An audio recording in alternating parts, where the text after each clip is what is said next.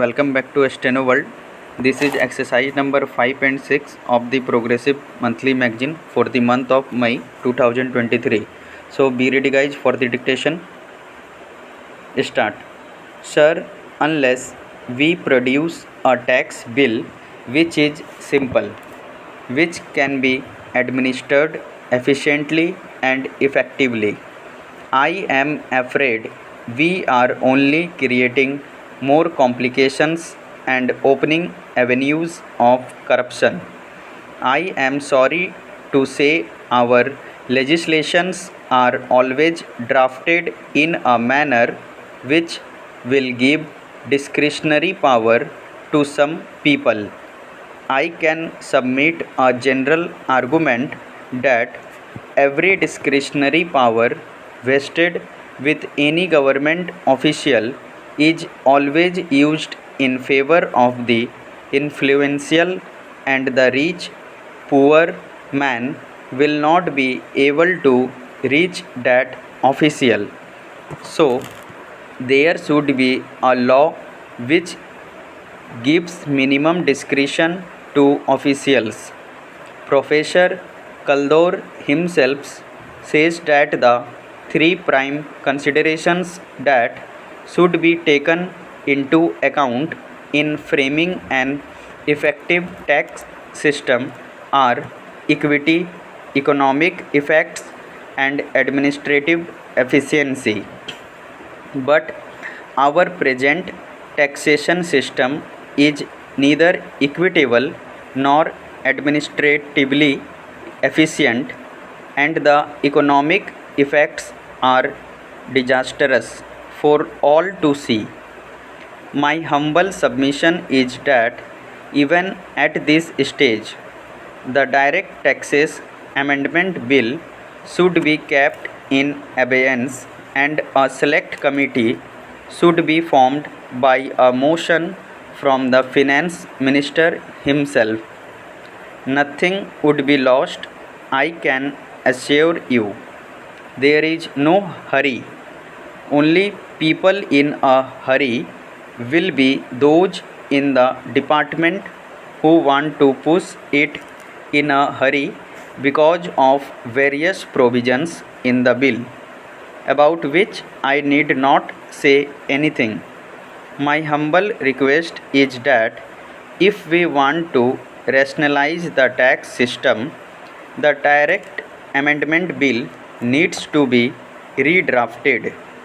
Sir, on the corporation tax, we had given great hopes that the tax will be more effectively collected. But what do we find now? There are ad hoc and arbitrary deletions, disallowances, and additions by the income tax authorities. You promised a simple tax bill. In the long term fiscal policy, now we had a bill which is not simple. Again, we are told now that this bill will be amended. We find that arbitrary disallowances in corporation tax will only lead to more tax evasion and nothing else. Business will go on as it is.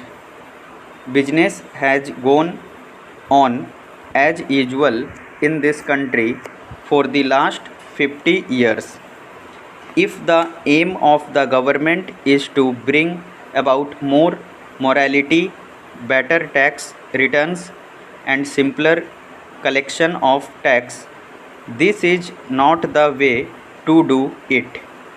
What we need is a realistic look to whole gamut of company taxation in our country.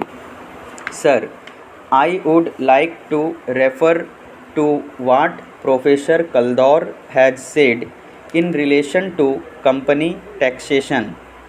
He has said that in company taxation, the general rule for allowances should be what is spent wholly for making profit during the year. Sir, even when the income tax officer agrees that the money has been spent, he says that he will not allow it. This kind of a provision will only lead to cheating. What I am trying to point out is that it will not work. Why do we make such laws? We will know that is implemented. Professor Kaldor said, I am strongly of the view that the developments of the last 15-20 years, which impose fantastically high marginal rates of tax while permitting the continuance of wide loopholes for tax avoidance, are highly pernicious in character. As Henry Simons said before the war, that the whole procedure smacks of a subtle kind of moral and intellectual dishonesty. One sense here a grand scheme of deception whereby enormous surtaxes are voted in exchange for promises that they will not be made effective. Thus, the politicians may point out with pride to the rates while quietly reminding their wealthy constituents of the loopholes. This is Professor Kaldor's comment in 1956 when the general standard of morality was much higher than today. Today, we are making laws which we will understand that cannot be implemented. Today, we are giving powers to an income tax officer to straightway make a difference of crores of rupees. There is no correlation between the status of the person who enjoys the power and the power that he wields. There is no correlation. An excise official has got the power to make a difference of profitability of crores of rupees. Is it workable? Common sense tells us that it will not work. My humble submission to the Honorable Minister is that rationalization of tax structure should be done in such a manner that takes into account all these things. Professor Kaldor's report is with the government. It is on the Indian tax system. Some of the things which we have code number, GIR number, etc. are according to his report. We have given all the points. All the additional regulations suggested by Professor Kaldor we have put, but the pitfalls we have not seen. By marginally changing the rate of the tax, the benefit to the dishonest taxpayers can be substantially reduced. We can get more honest taxpayers. Ultimately, no citizen is dishonest, but the law should be made such where the honest get priority over the dishonest.